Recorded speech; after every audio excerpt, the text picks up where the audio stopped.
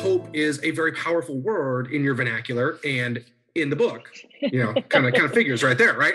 Kind of the goal. Okay, a little bit, right. No cheating by saying that, no spoilers. Right. But why? I mean, obviously we know and we look to hope as a big importance in Christianity, the hope of Jesus Christ, the hope he will come again, all of that.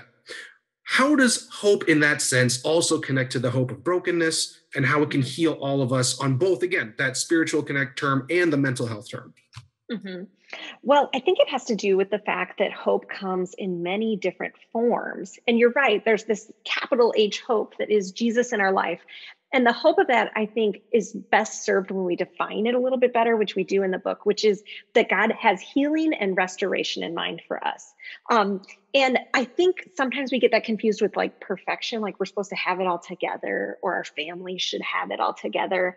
And in reality, the fact that God made us and then there's sin in the world actually makes us aware that God, that is okay to him, that he had a better plan. He knew this was all going to happen. And so he had restoration in mind, that's God's goal. And that's what that hope is. Yes, Jesus died and rose for us. Yes, we're forgiven, but there's a bigger picture called restoration.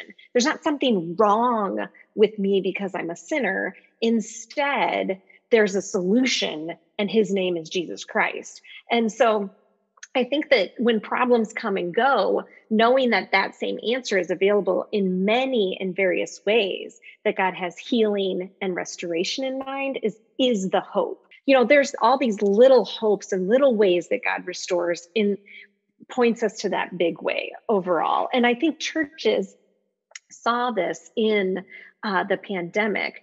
Churches in America in particular have been struggling with losses of attendance, losses of finances, and things like that.